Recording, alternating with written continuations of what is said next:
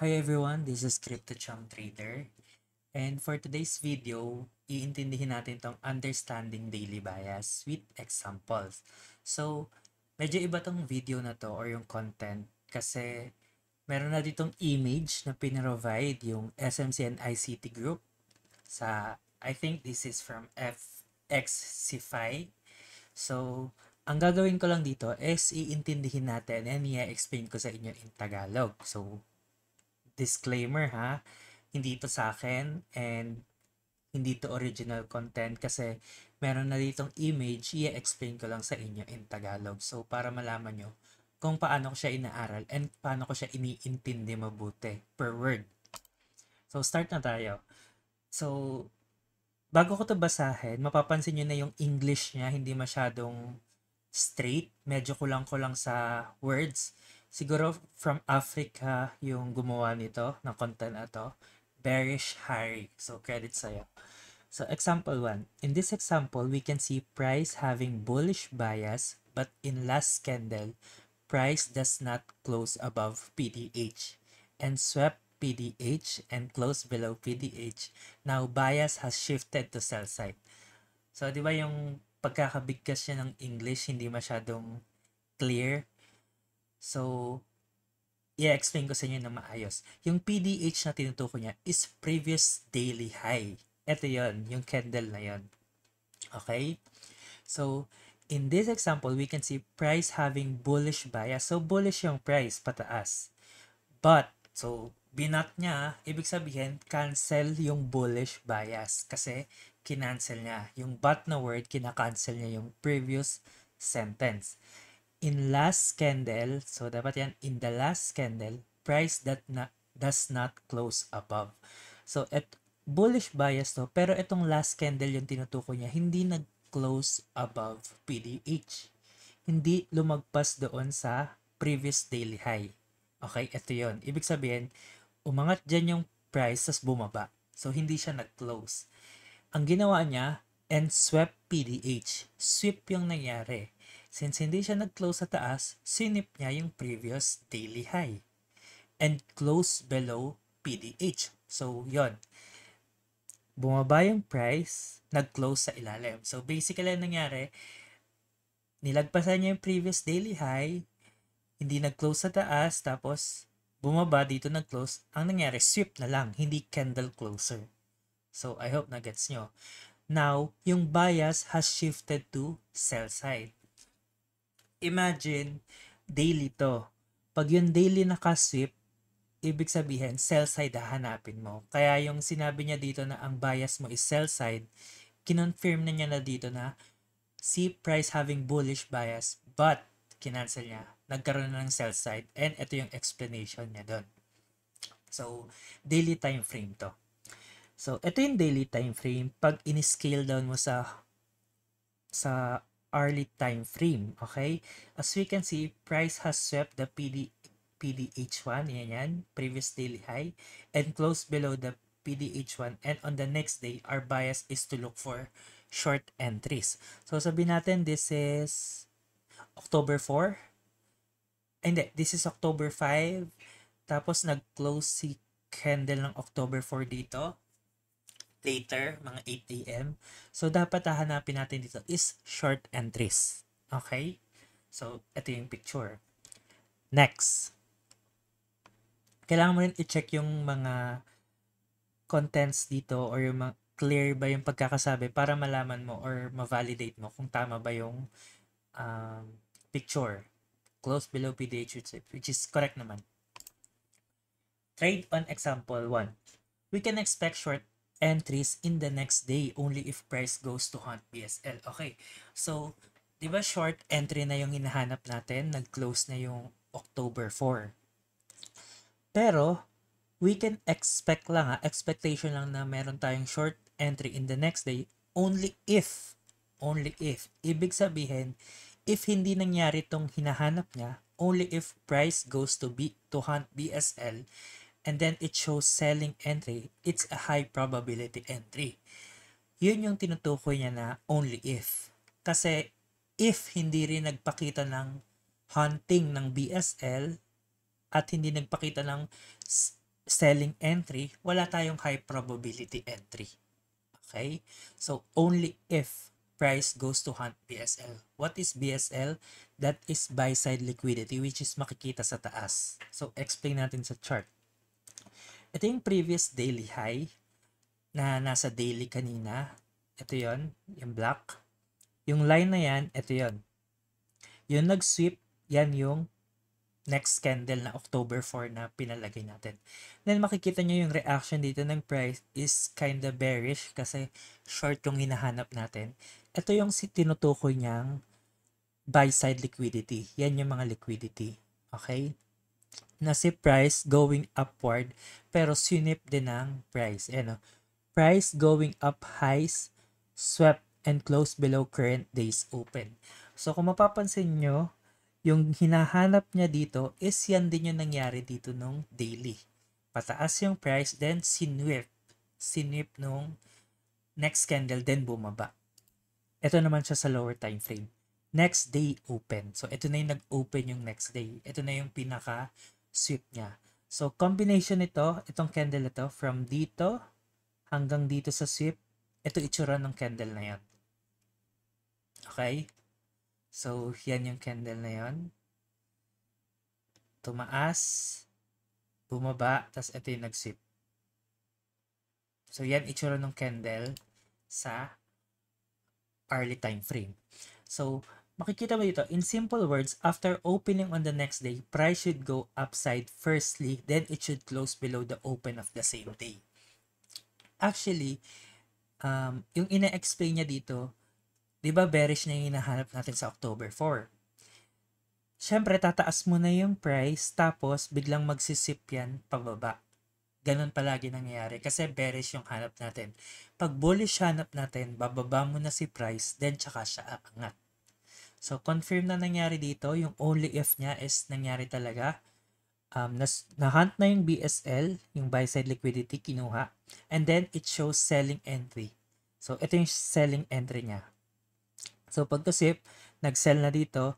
Dito siya nag-enter sa close nitong candle na to. This is a confirmation na pwede na siya mag-sell. High probability entry to kasi nasa hourly time frame lang siya. Okay? So, yan na. Previous day high and itong PDC, previous day close.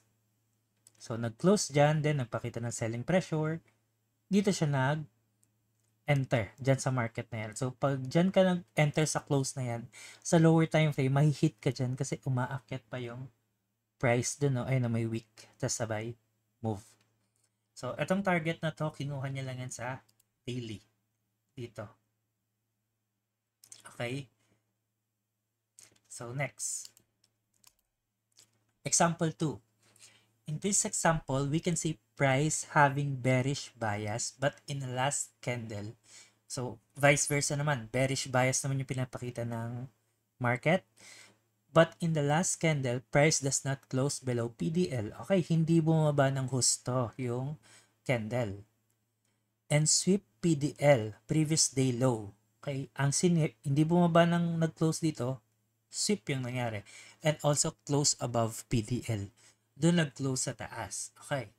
Now, bias has shifted to buy side. So, again, in this example, we can see price having bearish bias. Pababa yun. But, okay, kinancel na naman niya yung bearish bias kasi nagpakita ng confirmation na hindi nag-close, nag-sweep lang, tapos nag-close above PDL. So, yun na yung shift natin from bearish bias to buy side. Ngayon, kung makikita nyo dito, daily time frame to, close above PDL with sweep. Goods na goods to para sa mga day trader. Saktong-sakto to. Dahil, kompleto yung sangkap, yung information mo. Previous day high, previous day low, previous day close, and sa early or sa within the day, makakakuha ka ng setup kahit 1 to 2. Depende sa coin. Okay, now bias has shifted to buy side, meaning bullish na yung hahanapin natin. So, scale down to early time frame, 1 hour, 2 hours, 4, 3, depende sa'yo.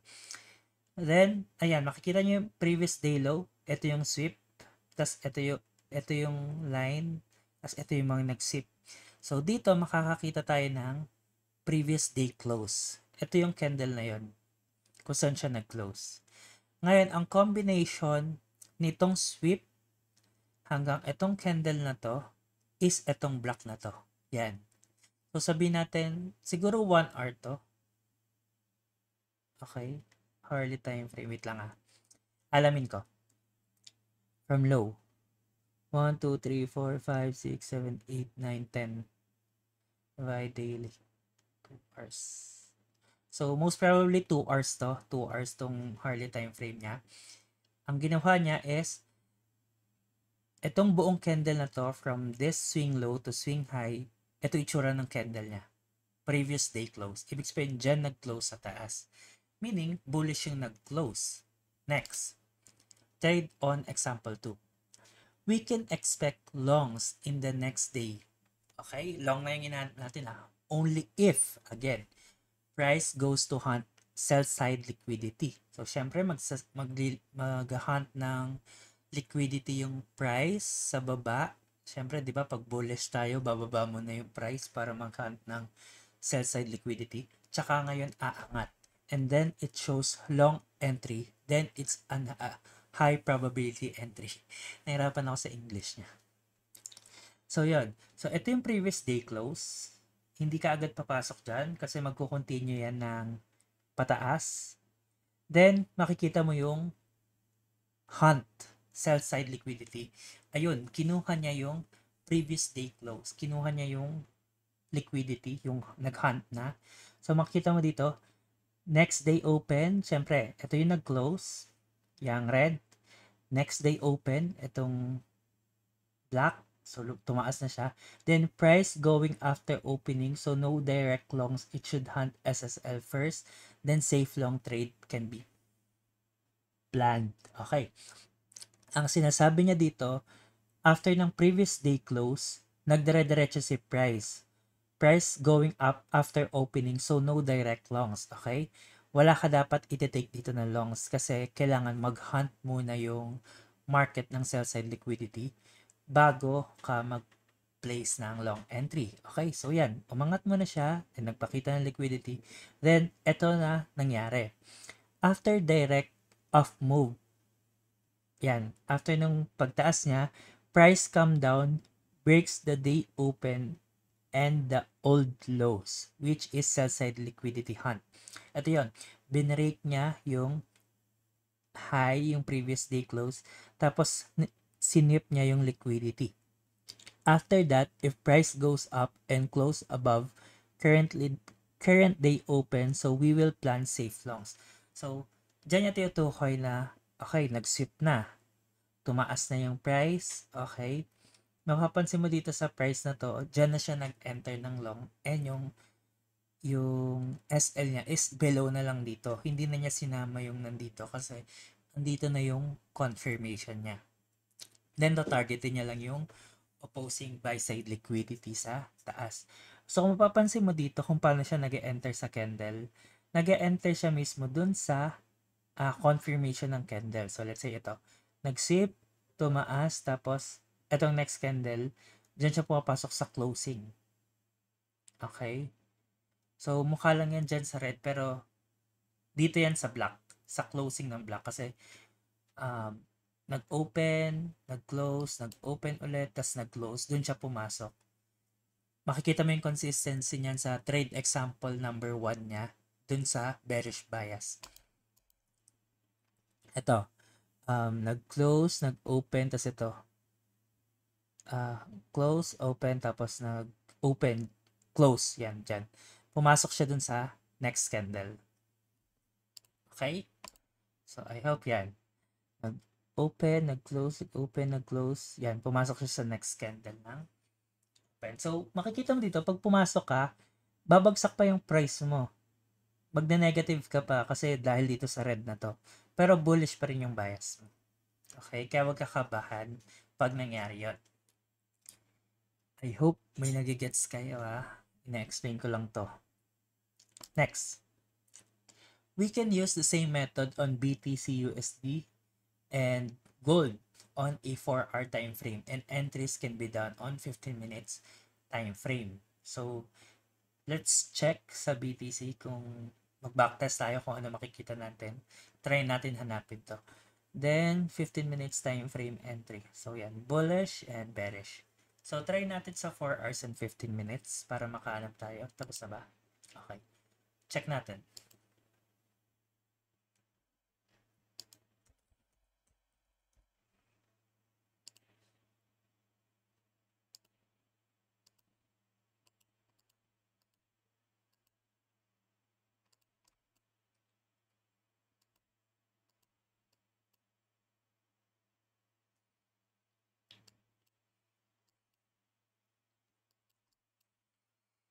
Okay. Para hindi kayo malito, susundin natin yung 1 hour, ay yung 1 day tsaka yung 2 hours para makita natin. So, ito, clear example na ito yung previous day high. Tapos, ito yung next day na sweep. Okay? So, medyo makati yung bagsak niyan. Tingnan natin kung mahahanap natin yung same setup na pinakita dun sa picture. So, bullish, makikita mo. Previous bullish bias. Then, sinip siya ng candle. So, from bullish, but bearish na yung hanapin natin dito kasi nag-sweep siya. Okay. 2 hours. Feeling ko hindi maganda tong example. Okay, so sige, pwede na. So, ito yung tinutukoy niya. Ito yung previous day high. Tapos, ito yung previous day close. Okay?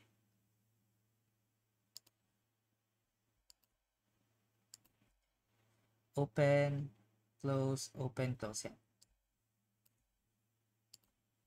PDC. Okay. Mapapansin mo dito, nakikita niya yung confirmation niya na pagka nagbukas yung next day, angat muna bago bumaba. So, dito yung entry niyan. Dito mismo sa line na to. Okay? Gets ba? Diyan mismo sa candle na yan. Tingnan natin kung may makita tayong candle sa 1 hour.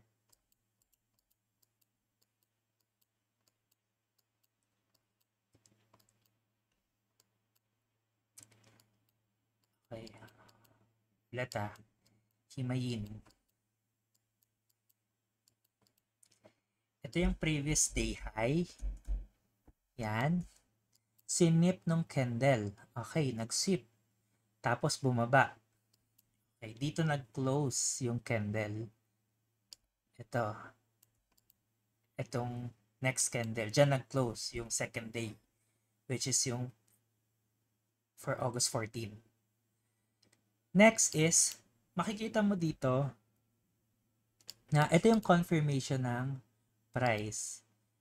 Umangat yung price tapos nag-close ulit dito pababa. Yan yung sinasabi na since bearish yung hinahanap mo, hahanapin mo yung hunt niya sa taas. Okay, nag-hunt to sa taas. Ito yung hunt. Pag bumaba pa tayo sa lower time frame, makikita nyo na pataas to, tapos hinant niya lang, then bumaba siya. So, punta tayo sa 15 minutes.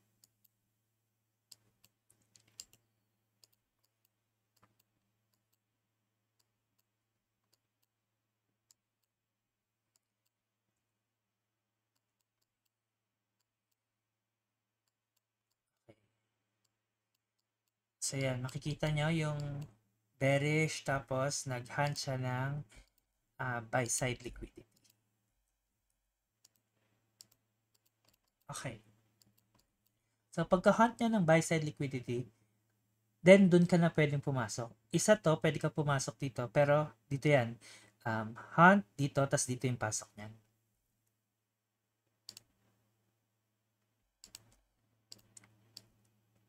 Ulit hunt, confirmation candle, then yung sa opening niyan or closing nito, same lang. Dito mismo.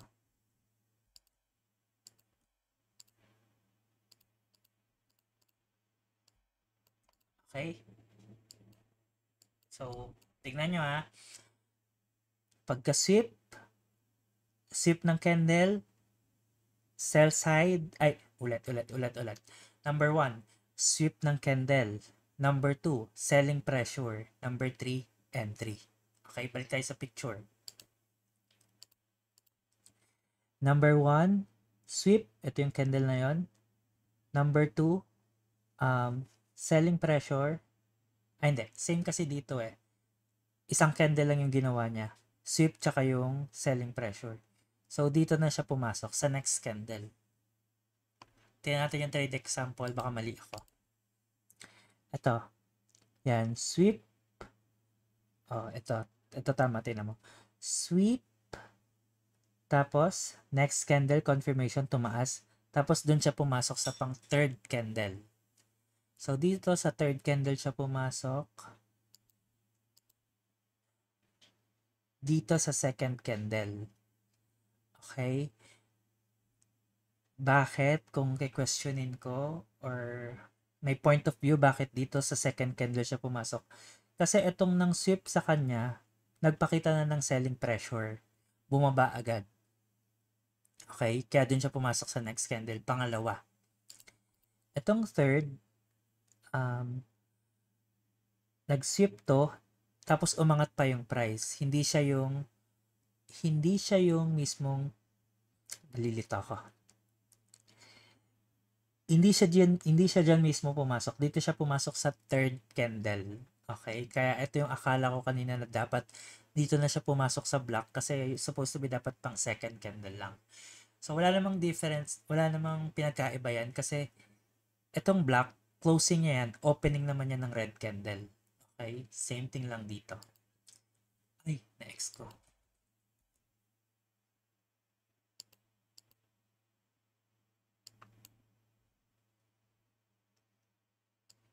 Okay, so kung babalik tayo doon, whether sa second ka pumasok or sa third, pareho lang ibibigay niya sa'yo na entry price kasi opening and closing lang naman yun ng candle. Kaso hindi ko na makita.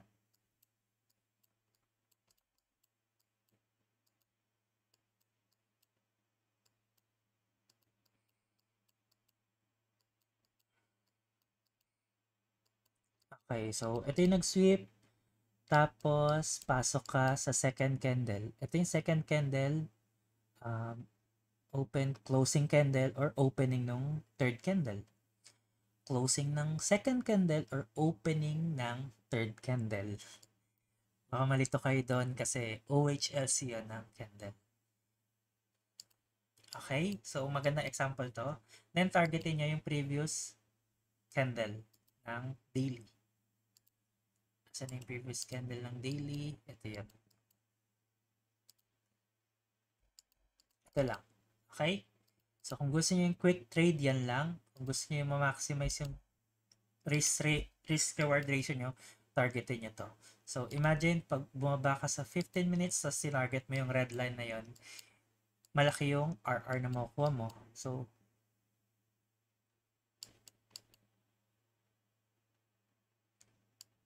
matatapos na ng daily lang. Okay? So, dito, 14.97. Dito, medyo matagal na. 37 RR. Medyo unrealistic na to and matagal na to. Okay? So, dun lang sa 14 RR dito. Matatapos na siya on one day. Within the day. Dito, abutin ka pa ng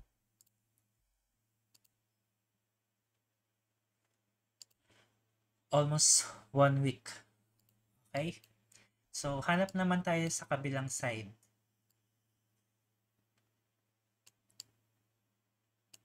Ito. Okay yan. So, maganda ha. Ulit. Binabacktest ko lang sa inyo. So, previous day, low. And ito, nag-close. Okay? So, ito yung closing niya. Yan. Again, previous day tong gray. Nag-sweep siya. Paano masasabing nag-sweep? Bumaba yung price. Tapos, umangket ulit. doon nag-close sa taas. So, ito nag-close. PDC to. PDC means previous day close.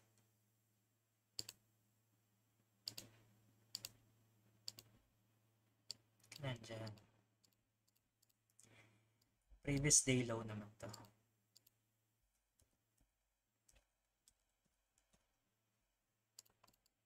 Okay. So again, kung bababain natin to sa lower time frame, hanap muna tayo ng number 1, hunt. Pataas siya, tapos biglang mag-hunt yung price. Sell side hunt. Tapos isang strong na candle na pataas. Tapos doon tayo entry sa second to third candle. So yan na, binigay ko na sa inyo yung checklist. Lobat na ako syempre.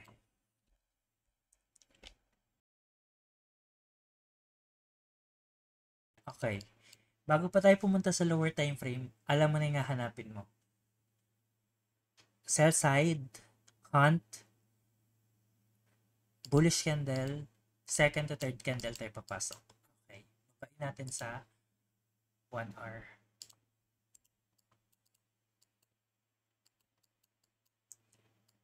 Okay.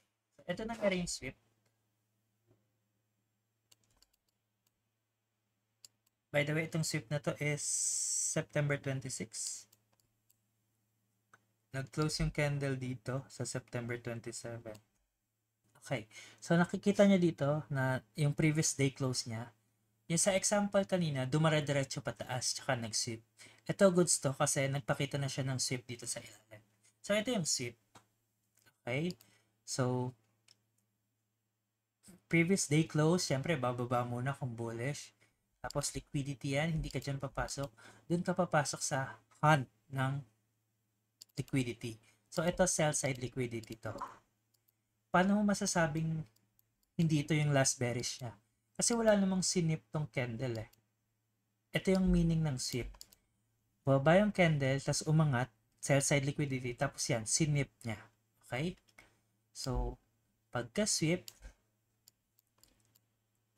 ayan, hanapin mo yung strong bullish candle, which is ito. Sweep to. Next na first criteria met. Okay, nag-sweep na. Second candle, bullish reaction, which is yan. Confirm na maganda, bullish. Pwede ka pumasok dyan mismo sa closing or opening ng red. Kaya dito, yun yung sinasabi ko sa inyo na pagka pumasok ka dyan, magre-red muna yung position mo. Kasi nga, bababa pa si price. Pero andito kasi yung SM mo, so safe yan. Okay? So, yan. Kakabahan ka kasi nasa baba pa yung price. Then, targetin mo yung previous day.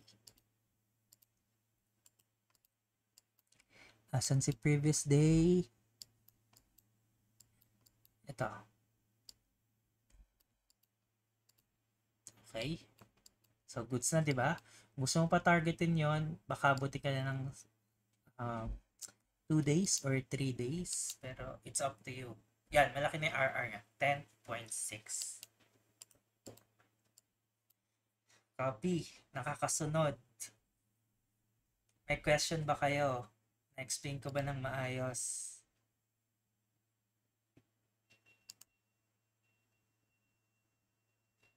Yan, sweep muna. Pagka-close, PTC, pa sa lower time frame, hanap ng sweep, pasok. Yan ulit. So, sweep, baba sa lower time frame, hanap ng sell side, ay buy side, then pasok. So, isa pang back test, then I will end this video.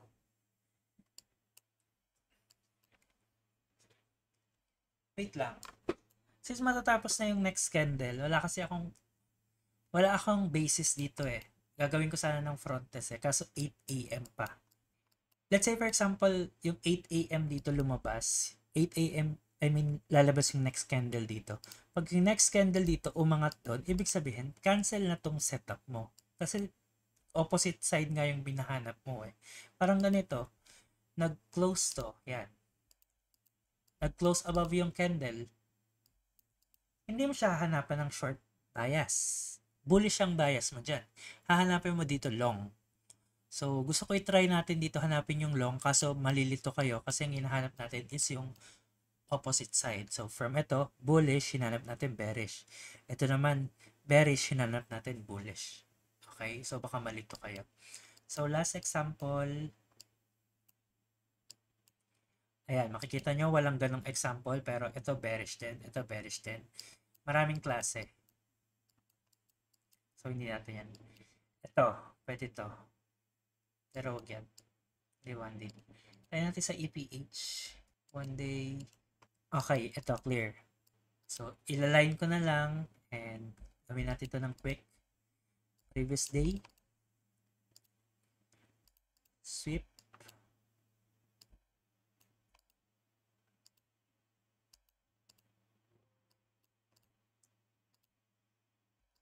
Closing price. Close, okay. Baba ako sa lower time frame to look for sell side sweep. So, ito yung August 3 makikita niyo August 3. Dito siya nag-close sa August 4. Yan, dito sa candle. Yan. So, again, makikita nyo, mas maganda to sa lower time frame. Yan yung bullish, tas ito yung sweep, itong candle na to. 15 minutes.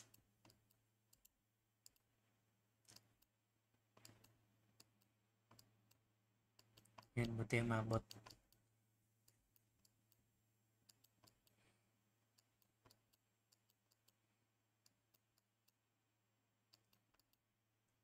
Okay, syempre hinahanap natin is sell side sweep.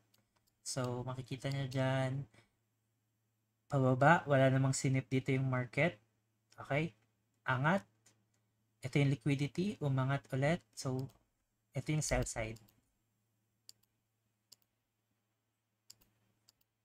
Pagkaangat ng market, sweep, sabay, pasok sa second to third candle. Dito yun. Second or third candle.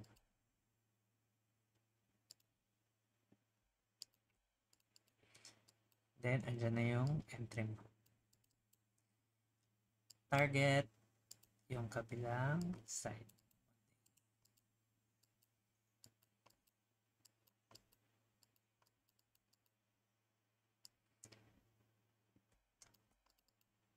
Okay, so, capture mo yan, 16.5 RR.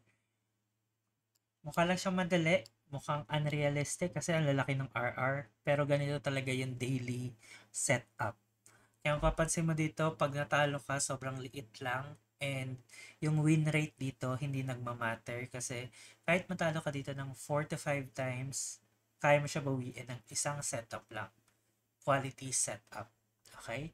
Hindi lang ako maka-example sa BTC kasi hindi ganun yung ipapakita niya sa next day. So, today is October 4. Sa next day, hindi ganun yung ipapakita niya. So, most probably, hindi tayo makakakuha ng ganong setup. Makukuha mo lang yon pag ganito itsura ng candle niya. On a peak high, ganito dapat, ganyan or ganito. Tapos biglang papasukan ng red candle. Okay, biglang isisip pa baba. Doon lang tayo makakapasok. So, soon, pag meron ako nakita, check ko to per day, mag-upload ako ng second video. And real trade. Yun lang. Comment nyo dyan kung may nagets kayo. Ito lang yun. Okay. Kung gusto nyo ng copy nito, sige, sasama ko dyan sa link sa baba. Follow nyo lang din ng SMC and ICP. Yun lang. Bye-bye and thank you.